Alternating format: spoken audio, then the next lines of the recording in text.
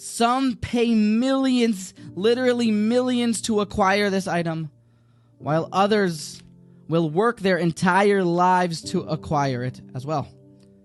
It is a kadosh, a special burial plot. To have a spot in the cemetery, perhaps in Eretz Yisrael, that Rashi tells us is choice destination. To be buried in Harazesim, Haramenuchos, to be buried next to the righteous. Quite the special thing. Diametrically opposed to this, there's a cemetery that I imagine nobody would want to be a part of.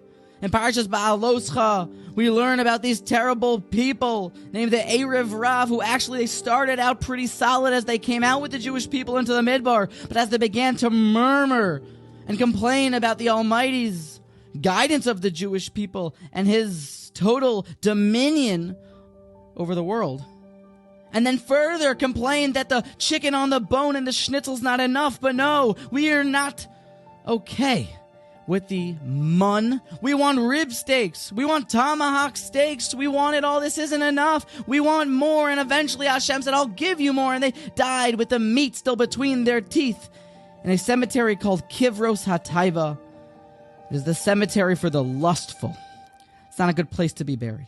What went wrong with these Eirev-Rav? Now the mixed multitude, Revolba explains, they were obviously inspired. They obviously jumped on the bandwagon of the Jewish people, and they were a part of the Lech Teich Acharai Ba'midbar, Be'eretz Lo Zarua. However, it was short-lived. It was built on inspiration, yet when the pump died down, eventually it came back to reality. Now I ask you, in our lives, the takeaway, what can we learn from the Eirev-Rav? It is that who gets to journey up to the mountain of Hashem? Who gets to climb this mountain? Miyale Bahar Hashem. Who gets to go up? It's not just somebody who's willing to take the sacrifice, but it is Umi Yakum b'Mekayim Kadshay, but to somebody who can remain on that madrega, to somebody who can withstand all of the new winds of change that are forcing him back down the mountain. Umi Yakum b'Mekayim Kadsho is the one who gets to really traverse his way up the mountain of Hashem.